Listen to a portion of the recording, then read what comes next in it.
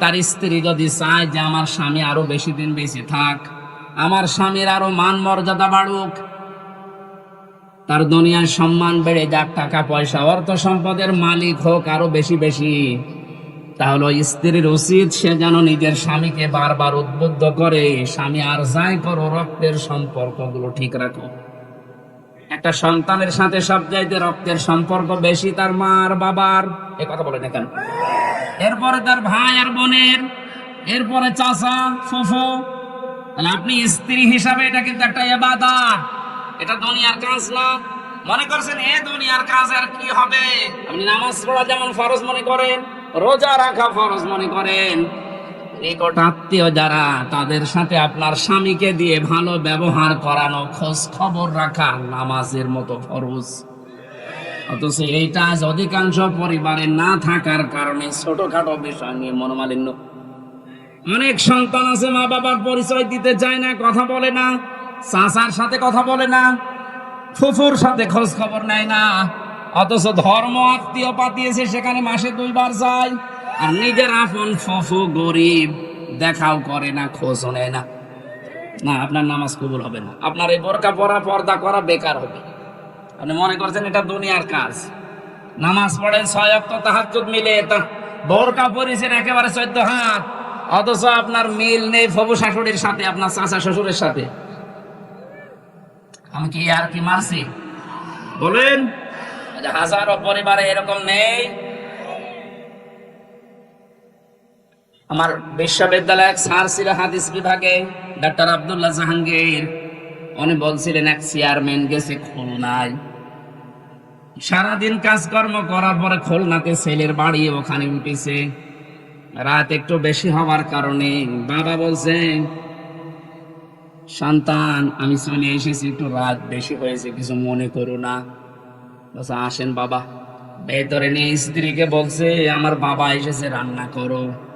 স্ত্রী বলছে না আমি পারবো না, আমি সেই সন্ধ্যা থেকে রাত 11টা পর্যন্ত সিরিয়াল দেখতে দেখতে পারবো না। অন্তর্বর্তীকালীন সরকার আসার পরে এই জিনিসটা অন্তত মাফ হয়েছে, ভারতের সিরিয়ালগুলো বন্ধ করে দিয়েছে। এখন আছে আর আমার মনে হয় অনেক মহিলা বড় দোয়া দিয়েছে, দিক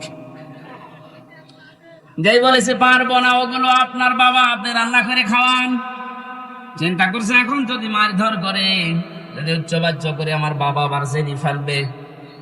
ঠিক আছে, কিছু না বলি বাবাকে বলছে আব্বা তুমি কি খেয়ে এসেছো? ছেলের বাড়ি কেউ খেয়ে যায়? ও তো সব কথা শুনে ফেলেছে, লজ্জার খাতিরে বলছে ঠিক আছে খাওয়া লাগবে না, আমি খেয়ে এসেছি। রাত 12:30টায়, মাত্র 1.5 ঘন্টা পরে এসেছে। আর একটা ছেলে এসে কলিং বেল চাপ দিয়েছে, বাইরে যেয়ে দেখে ওর ছোট শালা। বলছে দোলা ভাই চলে আসলাম, আসো তোমার দিয়ে খেলা শুরু হবে। স্ত্রীকে বলছে ওঠো, না তোমার ভাই এসেছে, এবার উঠেছে। আমি একটু বাড়িয়ে বলছি না, ভাই এসেছে এবার উঠে রান্না বান্না করলেন। আগের যেটা ছিল ওইটাও যদি এই আচরণ করতেন, আমার মনে হয় কোন সংসারে বাংলাদেশে আলাদা হইতো না। আপনার মনটা এত ছোট কেন? একটু বড় করতে পারেন না? শুধু এই ক্ষেত্রে স্ত্রীরই দোষ না, অনেক মা বাবা আছে নিজের মেয়ের ভুল হলে মাফ করে দেয়। আর পুত্রবধূ একটা লোকের মেয়ে, ওর পান থেকে চুন খসলে আগে ছেলের কানে কানে তুলে দেয়। এটা মা বাবা না, এটা ডাইনি। এ মরণের সময় বেঈমান হয়ে মারা যাবে, এই শ্বশুর শাশুড়ি ঈমান পাবে না। কারণ কষ্ট দিয়েছে মানুষকে। কাকে? যার অধিকার নষ্ট করেছেন, কষ্ট দিয়েছেন, আগে তার কাছে মাফ চাবেন। সে যদি মন থেকে মাফ করে দেয়, এরপরে আল্লাহ মাফ করবে। সুতরাং এরকম শ্বশুর শাশুড়ি ওই ডাইনি মার্কা আছে না নেই? কারা আছেন এরকম হাত তোলেন তো। একজন এই লোকটা মরণের সময় ঈমান পাবে না, ও বেঈমান হয়ে মরবে। কারণ ওর দ্বারা ওর পুত্রবধূ, ওর বেটার বউ খুব ঝামেলায় আছে। সাতক্ষীরাবাসী রান্না বান্না যখন কমপ্লিট করেছে, ছেলেটা ডাক দিয়ে বলছে আব্বা তোমার বৌমা রান্না করেছে, তুমি ওঠো। বাবা কিন্তু সব শুনতে পেয়েছে, ডাক দিয়ে বলছে সন্তান আমার খাওয়া লাগবে না, তোরা খেয়ে ঘুমিয়ে পড়। সকালবেলা ব্যাগ গুছিয়ে বাপ চলে যাচ্ছে, ছেলের সামনে গিয়ে বলছে, আব্বা চলে যাও মানে? তোমার বৌমা রান্না করছে, খেয়ে যাবা না? চোখের পানি ফেলে দিয়ে বাবা বলে, সন্তান, আমি যেদিন তোর শালা হব ওই দিন খেয়ে যাব। শুধু হাসির খোরাক কিনা, এটা বাস্তবতা। শুধু আমার ওই কুষ্টিয়া জেলার ওই চেয়ারম্যান শুধু এরকম আচরণ পেয়েছে? বাংলাদেশে বহু পরিবারে অনেক মুরব্বী এখন ঠিক ওই রকমই আছে। একটা মায়ের পেটে 8টা 10টা 12টা 15টা সন্তানের জায়গা হয়, অথচ এই মা বাবা শেষ বয়সে এসে গেলে এই 15টা বাড়ি মিলেও মা বাবার জীবন চলে না, তখন পালাপালি করে খাওয়ায়। নাউজুবিল্লাহ মিন যালিক। আমার মনে হয় মুরব্বী হয়ে গেলে এদেরকে নিয়ে এই 15টা সন্তান 5টা সন্তান এরা কাড়াকাড়ি করবে, কারণ এদের পেছনে যা খরচ করবেন সবগুলো সাদগা দেওয়ার মতো সওয়াব হবে। আর আমরা যারা সন্তান আছি আমরা চাইও এটা, কিন্তু আমরা পারি না অধিকাংশ পরিবারে বোর কারণে। এইটা একটু বেশি বলে ফেললাম। যারা পারেন না বোর কারণে হাত তোলেন তো ভাই, সত্যি কথা বলেন, হাত তোলেন। একজন ওয়াজ করা আমার ঠিক হলো না। একটা মানুষের তাহলে এই সমস্যা, বাকি গুলো সবই আপনারা জান্নাতে আছেন আলহামদুলিল্লাহ। ওয়াজ আর পরে করবো কি? ইব্রাহিম আলাইহিস সালাম পড়েছিলেন, বাবার বাধা পেয়েছিলেন ঘর থেকে, এরপরেও তিনি বাধাকে উপেক্ষা করে আল্লাহকে খুঁজে বের করেছিলেন, আগুনে পর্যন্ত পড়েছিলেন, এরপরও পিছপা হননি। এরকম ইব্রাহিম নবীর সন্তানদের জীবনের সামনে পদে পদে পরীক্ষা আসতে পারে, ঘর থেকে, বাবার কাছ থেকে, মায়ের কাছ থেকে, স্ত্রীর কাছ থেকেও বাধা আসতে পারে। দিনের উপরে চলতে গিয়ে পিছপা হওয়া যাবে? এই পয়েন্টটা আমার নিজের দিকে তাকিয়ে বলছি, আমিও যেন পিছপা না হই। দুনিয়া একদিকে যাক, ইসলাম থাকবে আমার সামনে ইনশাআল্লাহ। দিন কায়েম করা এটা আমার জীবনের মূল লক্ষ্য এবং আসল কাজ। এটারে কাফেরকে কাফের বলা লাগবে, এটা আমার ইমানের দাবি। আমি না তো ইমানই থাকবে না। এই কথা বলতে গেলে যদি এখন রাম বা আমার এই সালেমদের দোসররা উল্টা করে ওই কাফেরদেরকে বোঝায় যে এই দেখো এ তোমাদের দেখতে পারে না, এর নামে মামলা দাও, এটা কথা হলো? মামলার আসামি তো 1 নম্বর হওয়া দরকার আল্লাহ।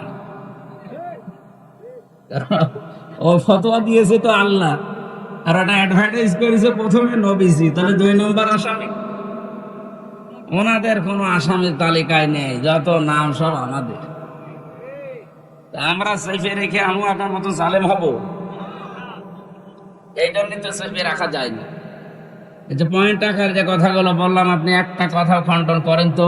আল্লাহ বরং আমি নির্বাচিত করে নির্বাচনের মাধ্যমে লক্ষ কোটি কোটি উম্মতের ভেতরে তোমাদেরকে আমি আল্লাহ নির্বাচিত করেছি। এই শব্দের ব্যাখ্যা যদি মনে হয় যে না নির্বাচন নির্বাচিত এই শব্দগুলো বাংলায় মনে আছে কোরআনে, আপনি সূরা হজের 78 নম্বর আয়াতে যান।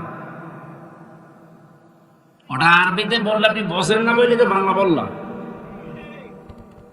এই শব্দকে যারা আজ গোপন করার জন্য রাতের নির্বাচন দিনে করে ফেলেছে, নাকি উল্টে গেছে? দিনের নির্বাচন রাত্রে করেছে। আপনি তো নির্বাচিত না, এই জন্য তো আপনাকে মানুষ দেখতে পারে না। সবগুলো এমনকি একেবারে আসল জায়গা থেকে মেম্বার পর্যন্ত এখন আর নেই, সব শেষ না, কারণ এরা নির্বাচিত না। আর এই কারণেই এই 17 বছরে সাতক্ষীরার ময়দানে কোরআনের কথাগুলো আলেমদেরকে মুখ খুলে বলতে দেয়নি। সাতক্ষীরায় বহুবার এসেছি কিন্তু উঠতে দেয়। আজকে আসেন তো, এই যে পাশে কোন থানা যেন, শ্যামনগর না, ওখানে গাবোরা নামে এক ইউনিয়ন আছে, গাবোরা, ওই জায়গায় এসেছিলাম। লেলি না, আল্লাহর ওলি আমার কথা বলতে দেয়নি। এখন শুনলাম পালিয়েছে। আপনি আজকে আসেন, এই যে এই জায়গায় আসেন, বলেন যে কথা বলতে দেবো না, দেখেন আপনার খেলা হবে। কোরআনে কারীম পারমিশন দেবে যে আপনি কথা বলতে পারেন কিনা। যদি কোরআন বলে যে না আপনার কথা বলার যোগ্যতা নেই, আপনি কথা বলবেন না, চুপ করে থাকবেন। সেই আয়াতে আজকে পড়েছি সূরা বাকারার 124 নম্বর আয়াত। কথা কারা বলবে, সামনে কারা থাকবে, এই কথাগুলো আল্লাহ আমাদের কাছে জানাবে। আপনি জেনে তারপরে বাড়ি যাবেন। ইত্তাকি দাওয়াতাল মাজলুম ফাইন্নাহা লাইসা বাইনাহু ওয়া বাইনাল্লাহি হিজাব। মুসলিম শরীফের হাদিস। আল্লাহর নবী বলেন, তোমরা বেঁচে থাকবা, ভয় করবা, সতর্ক থাকবা মজলুমের বরদোয়া থেকে। কারণ মজলুমের বরদোয়া আর আল্লাহর ভেতরে কোনো পর্দা থাকে না। এই জালেমের বিদায়ের জন্য আমার মনে হয় মজলুমের বরদোয়া সবচাইতে বেশি কার্যকারী ভূমিকা পালন করেছে। ছাত্র জনতা এবং সাধারণ যারা জীবন তো দিয়েছে, তাদের জীবনের উপরে, শাহাদতের উপরে এবং মজলুমের বরদোয়ার উপরে আল্লাহ কবুল করে আমাদেরকে স্বাধীন একটা দেশ এখন দিয়েছেন। এখনো আমরা স্বাধীন না, ষড়যন্ত্র এখনো চলছে। কথা বলেন না কেন?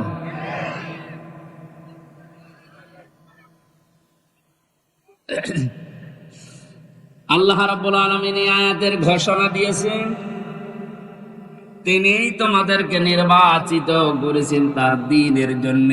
আর দ্বীনের উপরে চলতে গিয়ে, দ্বীনের কথা বলতে গিয়ে যে বাধা বিপত্তি গুলো আসবে, আল্লাহ নিজে ওইগুলো তার পক্ষ থেকে দূর করে দিয়েছেন। মিল্লাতা আবিকুম ইব্রাহিম হুয়া সাম্মাকুমুল মুসলিমিন। তোমাদের জাতির পিতা হযরত ইব্রাহিম আলাইহিস সালাম। কোরআনের আয়াতকে বাদ দিয়ে জোর করে যারা জাতির পিতা দাঁড় করিয়েছিলেন, একটা আওয়াজ দাঁড়িয়ে নেই, সব মিশে গেছে। এমনকি এক্সপ্রেসওয়ের নাম পর্যন্ত জনগণ এখন পাল্টিয়ে দিয়েছে জাতির পিতা ইব্রাহিম আলাইহিস সালাম এক্সপ্রেসওয়ে। খাবার পাশ দিয়ে একটা রোড গেছে, ইব্রাহিম খলিলুল্লাহ রোড। বাংলাদেশের বহু ব্রিজের নাম, বহু সেতুর নাম, বহু রোডের নাম এখন আমাদের যিনি আসল জাতির পিতা তার নামে নামকরণ অলরেডি হয়ে গেছে। এই জন্য কোরআনের উপরে মাস্তানি করে কিছু চাপিয়ে দিতে যাবেন না, ওটা টিকবে না। আর কথা বলেন না তো। কোরআনের সূরা হজের ভেতরে আল্লাহ মূর্তির বিরুদ্ধে কথা বলেছিলেন, মিথ্যা কথা থেকে বেঁচে থাকবা আর মূর্তি পূজা থেকে বেঁচে থাকবা। অথচ সেইটা জাতির উপরে মুশরিকদের কথা মতো অনেকেই চাপিয়ে দিয়ে মনে করেছিল অমর হয়ে যাবে। আমার তো এখন মনে হচ্ছে যত টাকা খরচ হয়েছিল এই ভুয়া জাতির পিতার জন্য, সব টাকাগুলো এখন পানিতে ফেলেছে। এগুলো যদি মানুষের জন্য খরচ করতেন, এই মানুষগুলোই এই লোকটার জন্য হয়তো দোয়া করলে আল্লাহ কবুল করলেও করতো। যা করলেন দোয়া করার মতো রাস্তা আর তো রাখলেন না, সব নষ্ট করে দিলেন। আমাদের যে নাম মুসলিম, আজ অনেকেই স্লোগান দিচ্ছে তুমি কে আমি কে, বাঙালি বাঙালি, এটা বলা জায়েজ নেই। আমাদের পরিচয় বাঙালি না, আমাদের পরিচয় মুসলিম। কথা বলেন না কেন? আর দেশ হিসাবে যেহেতু বাস করি এই দেশে, এই জন্য আমরা বাংলাদেশি। এই শব্দটাকে আমি বানালাম। কোরআনে কারিমে আল্লাহ আয়াতের মাঝের অংশে জানিয়েছেন হুয়া সাম্মাকুমুল মুসলিমিন। এই যে হুয়া, এর ফাইল বা কর্তা হযরত ইব্রাহিম নবী। আমাদের যিনি জাতির পিতা, তিনি আমাদের নাম দিয়েছেন যে তোমরা মুসলিম জাতি হিসাবে তোমাদের নাম আমি মুসলমান, এটা রাখলাম। বলেন সুবহানাল্লাহ। এখান থেকে যে মাসলাটা বের হয়, মা বোনেরা যারা বিভিন্ন জায়গায় বসে শুনতেছেন, আপনারও এখানে একটা দায়িত্ব বের হয়। মার বাবা হিসাবে দায়িত্ব হচ্ছে, সন্তান হওয়ার পরে মা বাবার প্রথম দায়িত্ব হচ্ছে তার একটা অর্থবোধক ইসলামী সুন্দর নাম রাখা। যেহেতু আমাদের পিতা হযরত ইব্রাহিম নবী, তিনি জাতির পিতা হিসাবে জাতির নাম রেখে দিলেন মুসলিম বা মুসলমান। আমরা যারা সন্তানের মা বাবা হব, আমাদের প্রথম দায়িত্বই হবে একটা অর্থবোধক নাম রাখা। এটা আমাদের জাতির পিতা ইব্রাহিম নবী আলাইহিস সালাম থেকে আমরা পেয়েছি। মাজলুমের দোয়া থেকে বেঁচে থাকার জন্য নবীজি আহ্বান জানিয়েছেন। এদেশের সবচাইতে বড় মাজলুম যারা ছিল তারা আলেমেরা। আজকে যার নাম দিয়েছেন শহীদ আল্লামা দেলাওয়ার হোসাইন সাইদি, মানে কত বড় মাজলুম, 13টা বছর এক ঘরের ভেতরে কাটিয়ে গেল। দোয়া করতেন মাঝে মাঝে, রব্বুল আলামিন আমাকে সাধারণ ভাবে মরণ দিও না, আল্লাহুম্মা ইন্নী আসআলুকা শাহাদাতান ফি সাবিলিক, তুমি যদি মরণ দিও আমাকে শাহাদাতের মরণ দিও। আল্লাহ কবুলও করেছে, সাধারণ ভাবে মারা যায়নি, ওনাকে মারা হয়েছে। অন্যায় ভাবে যাকে মারা হয় ইসলামের দৃষ্টিতে তাকে শহীদ বলা হয়। কথা বলো না কেন? আবু সাইদকে যে অন্যায় ভাবে মারা হয়েছে, এরপরও যারা শহীদ বলতে রাজি ছিলেন না, এখন চাপে পড়ে তারা শহীদ বলছে। জালেম সব পালিয়েছে, আর যারা আছে সব গর্তের ভেতরে আছে। আল্লাহ বলেছিলেন না ইন্দুরের গর্ত পাবা না, তার দোয়া কবুল হয়ে গেছে। ইন্দুরের গর্ত আর পারছে না। রব্বিলা তাযারনি আলাল আরদি মিনাল কাফিরিনা তাজ্জারা, নূহ আলাইহিস সালাম বলেছিলেন আল্লাহ কাফিরদের একটা আন্ডা বাচ্চা পর্যন্ত জমিনে না থাকে, কারণ ওর পক্ষ থেকে যেটা জন্মাবে ওইটা হারামি হবে।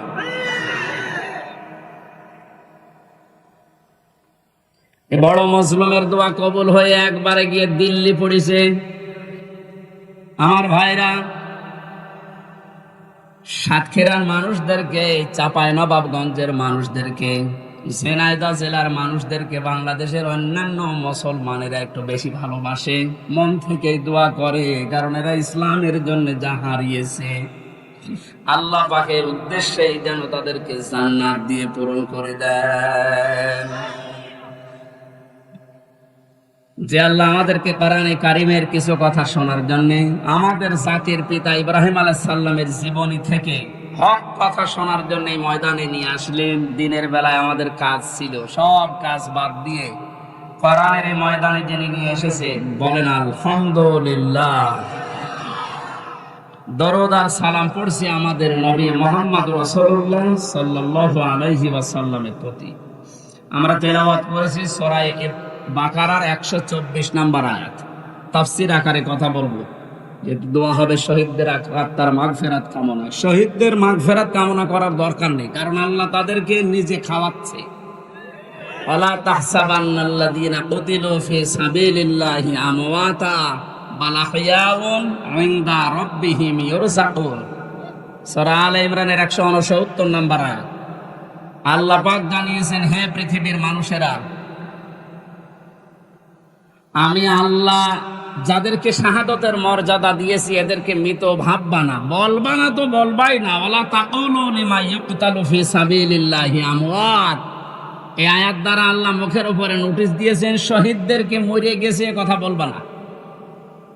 আর এই সূরা আলে ইমরান দিয়ে আল্লাহ জানিয়েছেন যে মনে মনে ধারণাও করবা না যে শহীদরা মারা গেছে, কারণ জীবন পর্যন্ত যে লোকটা জালেমের সামনে দিয়ে দিতে পারে, একে মারা গেছে মনে মনে বলাও গুনার কাজ।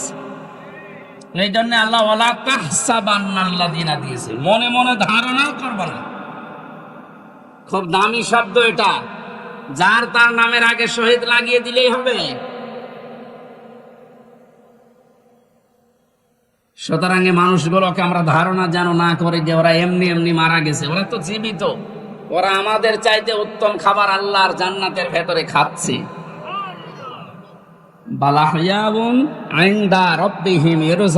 আল্লাহ বলেন ওরা জীবিত এবং আমি আল্লাহ নিজে ওদেরকে খাওয়াই।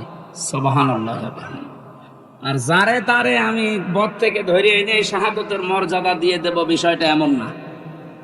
আলিয়ালামাল্লাহুল্লাযীনা আমানু ওয়া ইয়াত্তাখিযা মিনকুম শুহাদা আল্লাহু লা ইউহিব্বুজ জালিমিন। সূরা আলে ইমরানের 140 নম্বর আয়াতের শেষের দিকে আছে, যাদের জীবন যৌবন আমি আল্লাহর কাছে পছন্দ হয়, ভালো লাগে, এই মানুষগুলোকে আমি আল্লাহ এমনিতেই মরণ দেই না, এদেরকে আমি আল্লাহ শাহাদাতের মরণ দিয়ে ধন্য করি। আর জালেমদেরকে আমি আল্লাহ ভালোবাসি না। জোরে বলেন নাউযুবিল্লাহ। জালেমদেরকে শোধরানোর সময় এখনো আছে, যদিও জালেমদের আল্লাহ হেদায়েত বঞ্চিত করে দেয়। আল্লাহু লা ইয়াহদিল কওমাজ জালিমিন, জালেমদেরকে আমি আল্লাহ পথ দেখাই না, হেদায়েত দেই না। কে বলছেন? এজন্য ওদের জন্য দোয়া করে লাভ নেই। যারা জুলুম করেছিলেন আপনার জন্য দোয়া করেও লাভ হবে না, কারণ আপনার জন্য দোয়া করলে আল্লাহ কবুল করবে না। আপনি জীবনটা নষ্ট করে ফেললেন, দুনিয়াও শেষ আপনার, আর আখেরাতে আপনি আল্লাহর মামলার আসামি। এই সাতক্ষীরায় যারা জুলুম করেছেন প্রকাশ্যে গোপনে, সে যে বিভাগেই হোক, প্রশাসনে হোক, বিচার ব্যবস্থায় হোক, আর এই জনপ্রতিনিধির নাম নিয়ে, বিভিন্ন হাইব্রিড নেতা নাম নিয়ে যাই করেছেন, আপনাকে আল্লাহ মাফ করবে না। আল্লাহ মাফ করবে না। আপনার বলার দরকার কি? হ্যাঁ, আমার বলার দরকার আছে। কোরআনে কারীম আমাকে বলতে বলছে, ইন্নামাস সাবিলু আলাল্লাযিনা ইয়াজলিমুনান নাস, সূরা শূরা 25 নম্বর পারা 6 নম্বর পৃষ্ঠা 13 নম্বর লাইনের 42 নম্বর আয়াতের প্রথম অংশে আছে। আল্লাহ বলেন, হে নবী আপনি বলেন যে জালেমদের বিরুদ্ধে আমি আল্লাহ মামলা দেব। কে? সুতরাং এই দেশে যারা জালেম ছিল এরা আমার হামজার মামলার আসামি না, আমি তো মামলা করব। এরা মামলার আসামি হচ্ছে সরাসরি আল্লাহ। যারা এই দেশে আল্লাহর মামলার আসামি, তাদের উপরে দয়া দেখিয়ে লাভ আছে?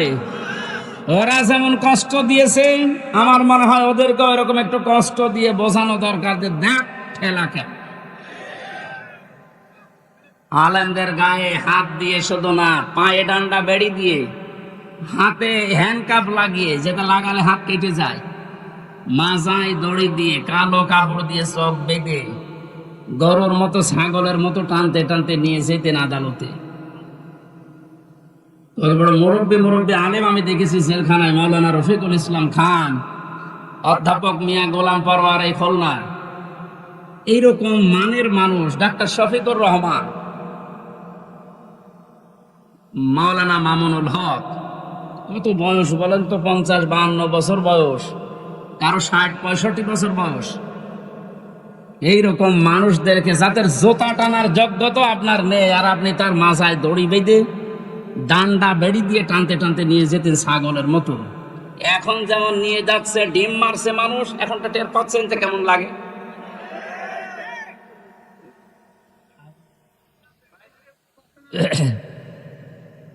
এখন যে শয়তানগুলো রিমান্ডে আছে, কয়েকদিনের পত্রিকা এবং এই যে ভিডিও আসতেছে, রিমান্ডে এখন তো আমাদের মতো কষ্ট এদের দিচ্ছে না, আদালত নাকি বলে দিয়েছে ওইসব দরকার নেই, খালি এমনি জিজ্ঞাসা করবে। শুধু জিজ্ঞাসা করছে তাই নাকি কাঁদছে।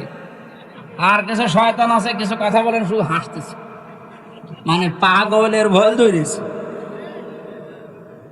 রিমান্ডে আমাদের যেভাবে এই হাতের নখ বলছে যে এইগুলো দিয়ে আমরা নখ তুলি, আমার মনে হয় ওদেরকে যদি নখ নাও তোলেন, শুধু দেখান যে এইটাই করি, ওই এমনি মরে যাবে। আমার এই কাছের ঘরের ভেতরে মাটির নিচে যখন ওই যন্ত্রপাতি গুলো বের করে বলছিল যে এই দেখেন এইগুলো দিয়ে আমরা নখ তুলি, বলেন তো সব ওরা আর আমি একা, পৃথিবীর কেউ জানে না, সব থেকে বিচ্ছিন্ন। কেমন লাগে ওই সময়? আর আপনাদের তো তাও আদালত বলেছে না কিছু বলবেন না, শুধু জিজ্ঞাসা করবেন। জিজ্ঞাসা করলে আপনি কাঁদতেছেন।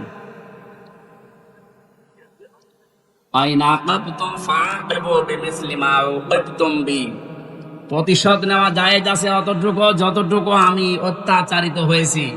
ডাক্তার শফিকুর রহমান এর জন্য ঘোষণা দিয়েছেন, যাদের কারণে 17 বছর এই দেশের জনগণের বিভিন্ন সাইডে, দিক এবং বিভাগে অত্যাচারিত, জুলুম, নির্যাতন, মিথ্যা মামলা, ঘরে থাকতে পারে না, চাকরি বাকরি দেয়নি, এবং মিথ্যা মামলা দিয়ে শুধু শেষ করেনি, মিথ্যা সাক্ষী সাজিয়েছে। শুধু মিথ্যা সাক্ষী দিয়ে শেষ করে দিলে হতো, বা সাজা লাগিয়ে কাউকে ফাঁসি দিয়েছে, কারো যাবজ্জীবন দিয়েছে। এইগুলো তো তারা জীবনেও মাফ করবে না, কারণ যে ক্ষতি আপনি তার করে দিলে তার পরিবারের। এখন এই দেখে দেখে সব আইনের আওতায় এনে আপনাদেরও ঠিক এইভাবে বিচার করা হবে, আপনাদের বানানো আইন। কথা বলেন না কেন? সে আইন বানিয়ে রেখে গিয়েছিলেন, এখন আপনি মরবেন ঠিক ওই আইনে। আয়না ঘর আপনি বানিয়েছেন। আয়না মানে চারিদিকে আয়না দেওয়া না, কোনো আয়না নেই। ওই জায়গায় এখন আপনাকে 10 দিন রাখি, আপনি দেখেন যে মানবতার সাথে কি ঠাট্টা আপনি করেছিলেন। এরপরও টিভির সামনে এসে সাংবাদিকদের সাথে এসে আপনার বলতে লজ্জা করে না যে কেন জনগণ খেপে যাচ্ছে? আমি তো বুঝতে পারছি না। এদিকে আসে, আপনাকে বোঝাচ্ছি, জোরে কোদাল দিয়ে বোঝাচ্ছি। যা করেছেন আল্লাহর আরশ কেঁপে গেছে। এখানে আমাদের যিনি জাতির পিতা হযরত ইব্রাহিম আলাইহিস সালাম, তাকে আল্লাহ যে পরীক্ষাগুলো করেছিলেন জীবনে, ফিরি ফিরি জাতির পিতা তিনি হননি। 50টা পরীক্ষা দিয়েছিলেন। কয়টা? আল্লাহ পাক আমাদেরকে শোনাচ্ছেন আমরা যেন এরকম বাবার সন্তান হিসাবে গর্ববোধ করি। এদেশে আজও যারা এই কথা বলে, আমার কুষ্টিয়ায় ওই সময় যখন ছিলাম, ওই সময় যিনি এসপি ছিল, ওর নাম নিতে আমার ঘৃণা হয়। এই কোলাঙ্গা ও আমার নিজের অফিসে ডাক দিয়ে বলছে, আপনি জাতির পিতা, ওনাকে মানেন না? ইব্রাহিম আলাইহিস সালামের কথা বলে। কি গো? আমি বলি এ তো কোরআন বলিস। না, ওইটা বলা যাবে না। এই দেশ স্বাধীন করার জন্য জাতির পিতা যা করেছে ওনাকে ভোলা যাবে না। ভোলার দরকার নেই, ওনার কর্মকাণ্ড তুলে ধরে। কিন্তু জাতির পিতা এই শব্দটা আল্লাহ নিজে কোরআনে জানিয়েছেন, মিল্লাতা আবিকুম, শুধু তোর একা না, কুম বহু বচন, তোদের সবার জন্য যারা দাবি করে যে আমি মুসলিম, তাদের জন্য জাতির পিতা হিসাবে ঘোষণা দিলাম একজনের নাম, তার নাম ইব্রাহিম। তার নাম কি? তিনি কি এমনি এমনি হয়েছিলেন? এবার আসেন আল্লাহ কি জানাচ্ছেন, ওয়া ইয বাতালা ইব্রাহিম রাব্বুহু বিকালিমাতিন ফাআতাম্মাহুন্না।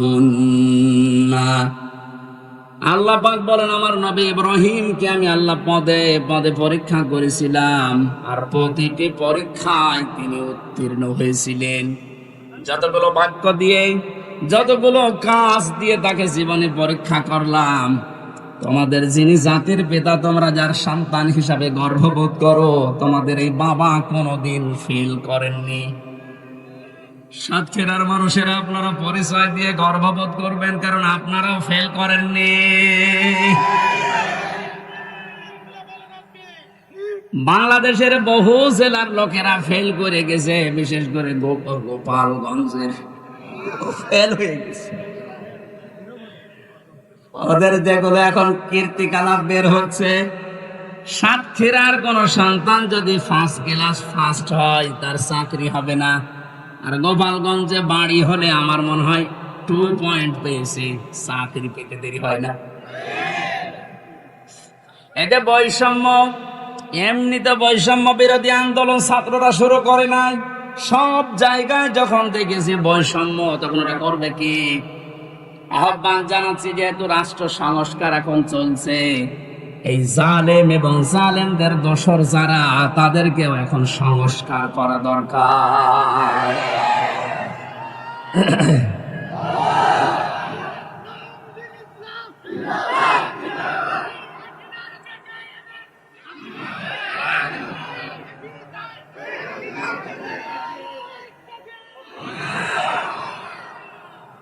সাতক্ষীরাবাসী 50টা পরীক্ষার ভেতরে আমি পেয়েছি ঈমান সম্পর্কে পড়া। কোরআনে আল্লাহ জানিয়েছেন, তোমাদের পিতাকে 10টা পরীক্ষা করেছিলাম।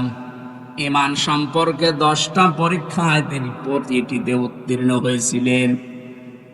তিনি সর্বপ্রথম ঈমান আনার জন্য খুঁজছিলেন যে কাকে বিশ্বাস করা যায়, কাকে বিশ্বাস করা যায়। আকাশের তারকা দেখার পরে মনে করলেন, এইটাই আমার খোদা, এইটাই আমার রব। যখন এটা মিটে যায়, লিভে যায়, দূর হয়ে যায়, তখন তিনি বলেছিলেন, না, যেটা দূর হয়ে যায়, ডুবে যায়, এটা অস্তমিত হয়ে যায়, ওইটা আমার মালিক হতে পারে না। তিনি খোঁজ করলেন। রাতের বেলা চাঁদ দেখলেন, মনে করলেন এটা আর একটু বড় আছে, এটা আমার আসল রব। সকালবেলা যখন দেখলেন না, ওইটাও আর নেই, মিলিয়ে গেছে, বললেন, না, যেটা ডুবে যায়, এইটা আমার মালিক হতে পারে না। কোরআনে কারিমে আল্লাহ সূরা আনআমের ভেতরে এগুলো আমাদেরকে শোনাচ্ছেন শিক্ষা নেওয়ার জন্য। এখানে একটা শিক্ষা বের হবে, ভালো করে তাকা।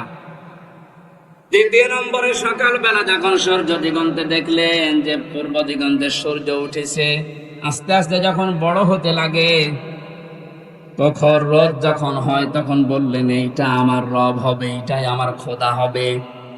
সন্ধ্যাবেলা যখন ওইটা পশ্চিম আকাশে মিলিয়ে যায়, বললেন না, যেটা অস্তমিত হয় ডুবে যায় ওইটা আমার মালিক হতে পারে না।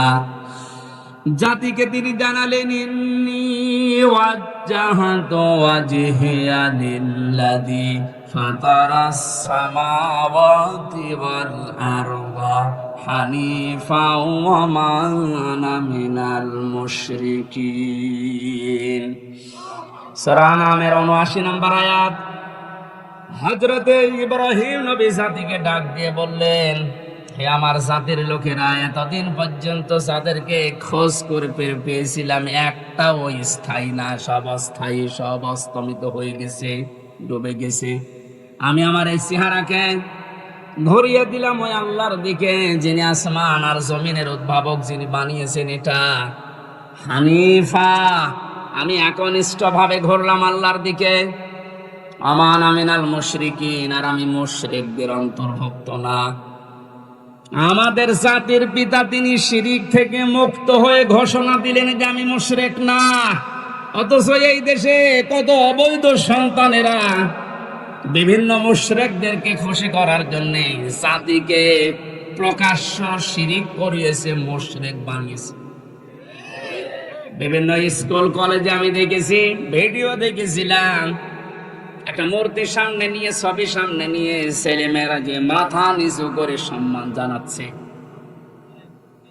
অথচ আল্লাহর নবী জানিয়েছেন লা ইয়াদখুলুল জান্নাতা লা তাদখুলুল মালাইকা বাইতান ফিহি কালবুন আও তাসবির। ওই ঘরের ভেতরে রহমতের ফেরেশতা প্রবেশ করে না যেখানে মানুষের ফটো থাকে আর কুকুর থাকে। অথচ প্রত্যেকটা অফিস, আদালত, বাড়ি, দোকানঘাট, সব জায়গায় এই শিরকটা চালু করার জন্য উঠে পড়ে লেগেছিল। আল্লাহ এমন ভাবে বিদায় দিয়েছে জিল্লতির সাথে। আজকে আসার সময় দেখলাম বাবার মুখ দেখা যাচ্ছে না। আমাদের পিতা যদি শিরিক থেকে মুক্ত হওয়ার জন্য ঘোষণা দিতে পারে, ও সাতক্ষীরাবাসী জীবনে আজকে ঘোষণা দেবেন, আর যাই করি আমি শিরিক করব না। জীবন চলে যাক, নবীজি জানিয়েছেন আমার উম্মতেরা, তোমাকে যদি জবাই করা হয়, আগুনের ভেতরে পুড়িয়ে ফেলা হয়, এরপরও কোনোদিন শিরিক করবা না। কি এখানে কি সাপ? সাপ ধরে এই যে এখানে ফেলে দেন, সাহস আছে স্যার, তারা ধরতে পারে। ও ধোড়া সাপ আর কি, ওর রওশনের সাপের মতো, আর জীবন যৌবন সব শেষ। সাহস যার আছে তারে বলেন যে মাথা চেপে ধরে এদিকে ফেলে দেন। কি হলো, আপনি কি ওটা হাতে করে বসে আছেন? আছেন মেরে ফেলেছেন? মেরে ফেলা ঠিক হয়নি। আমার ভাইরা, ইব্রাহিম আলাইহিস সালাম তিনি অনুসন্ধান করে খোঁজ করে পেয়েছিলেন কাকে? বলেন না কেন? আর আমাদেরকে এ জাতির আলেমরা, নবীর ওয়ারিসরা চোখে আঙ্গুল দিয়ে দেখায়, এরপরও আমরা সত্যকে সত্য জানার পরও মানতে চাই না। তাহলে উনি ইব্রাহিম আলাইহিস সালাম জাতির পিতা হয়েছিলেন প্রথম পরীক্ষায় পাস। তিনি ইমানের 10টা পরীক্ষা দিয়েছিলেন, এখানে আমরা 3টা পেয়েছি। একটা তারকা দিয়ে, একটা চন্দ্র দিয়ে, আর একটা সূর্য দিয়ে। রব্বুল আলামিন বলেন তাকে আমল সম্পর্কে আমি পরীক্ষা করেছিলাম 30টা। প্রতিটি আমলে হযরত ইব্রাহিম আলাইহিস সালাম তিনি পাস করেছিলেন। জোরে বলেন সুবহানাল্লাহ। হযরত ইব্রাহিম আলাইহিস সালাম যে 30টা পরীক্ষা দিলেন আমলের, এটা সূরা তাওবার ভেতরে পেয়েছি 112 নম্বর আয়াতে 10টা, সূরা মুমিনুনের 1 থেকে 10 নম্বর আয়াত পর্যন্ত 10টা, সূরা আহজাবের 35 নম্বর আয়াতে 10টা। এখন তাফসীর আকারে যদি এক একটা পয়েন্টের উপরে বলতে যাই অন্তত 3 দিন সময় লাগবে। এজন্য সামারাইজ করে বলছি, আমরা যদি হযরত ইব্রাহিম নবীর মতো আমলেও পাস করতে চাই, সূরা তাওবা, সূরা মুমিনুন, সূরা আহজাবের যে আয়াত নাম্বার বললাম, এইগুলো অবশ্যই আপনাকে জীবনে মিলিয়ে দেখাতে হবে। আল্লাহ আমাদেরকে প্রতিটা বিষয় আমাদের প্র্যাকটিক্যাল লাইফে মেলানোর তৌফিক দিন, কারণ আমরা যোগ্য বাবার যোগ্য সন্তান হতে চাই। এমন সন্তান আপনি রেখে গেলেন, সন্তানের কারণে আজ হাজারো মানুষ ধিক্কার দিচ্ছে, গালিগালাজ করছে। প্রফেসর ডক্টর মোহাম্মদ ইউনূসকে জিজ্ঞাসা করেছে যে উনি তো চলে গেল পালিয়ে, এখন ওনার বাবার যে মানুষ ভেঙে ফেলছে, কি করেন, কি বলেন আপনি? উনি জবাব দিয়েছে, আপনি জিজ্ঞাসা করেন কি কাজ করেছে তার মেয়ে, যে সে যেতে দেরি, তার বাবা আর দাঁড়িয়ে থাকতে পারে নাই। আমি কি করে বলবো যে করেছে এগুলো? তার মেয়েকে জিজ্ঞাসা করেন, জবাব পাবেন। মেয়েরে পাবেন কোথায়? সে নাকি এখন ওখান থেকে মাঝে মাঝে ভিডিও বার্তায় কথা বলছে, কিছু কিছু জালেম তার সাথে কথা বলে, আর এখান থেকে সাহস দিচ্ছে, আপা ভয় পাবেন না, ঘাবড়াবেন না, আপনি ঘাবড়িয়ে গেলে আমরা নরম হয়ে যাই। ওরেও ধরেছি, ওই সন্তানটাকেও ধরেছি। এখন আপনার ভয় পাওয়া না, নরম হওয়া না, আপনি নরম তুলতুলে হয়ে যাবেন।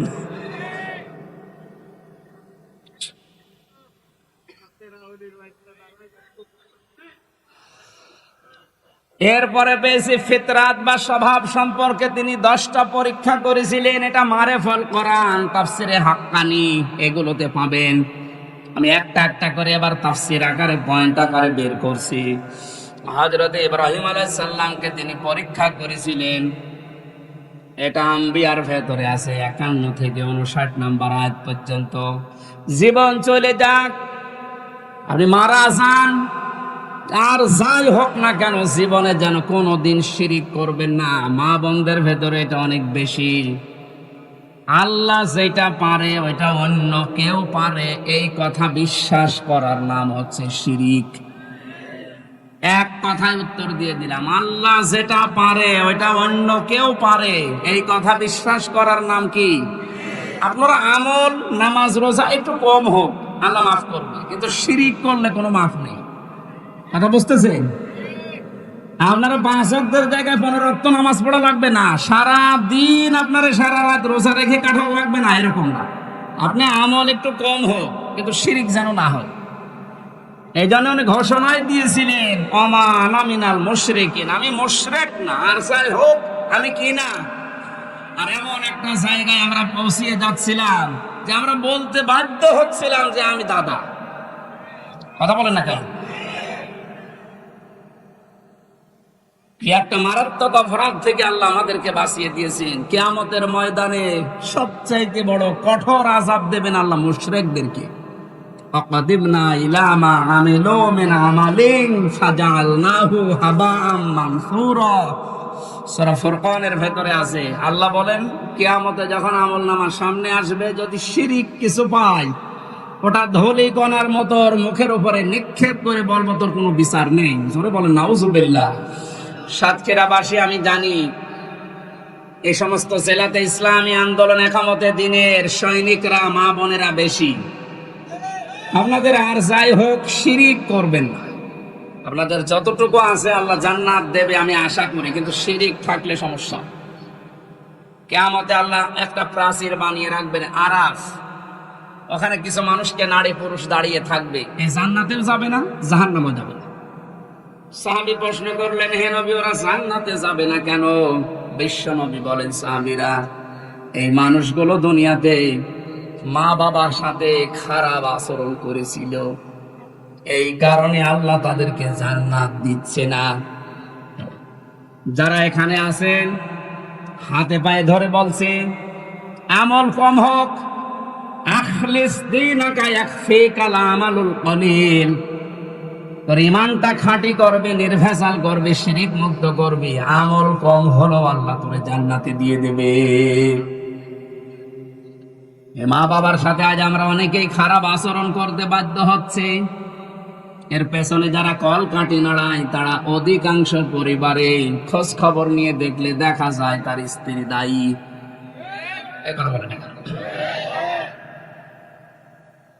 একটা মা হওয়ার জন্য যে কষ্টটা সহ্য করেছে আপনার আমার আর মা, এই পৃথিবীতে আমার মুখটা দেখার জন্য বিজ্ঞান এখন প্রমাণ করছে 57 ইউনিট কষ্ট সহ্য করা লাগে একটা সন্তানকে দুনিয়ায় আনতে মায়ের। অথচ পুরুষ মানুষ যত শক্তিশালী হোক, ও যদি মোহাম্মদ আলী হয়, তারপরেও এই মানুষটা সর্বোচ্চ কষ্ট সহ্য করতে পারে 45 ইউনিট। এর উপরে কষ্ট সহ্য দিলে ও মারা যাবে।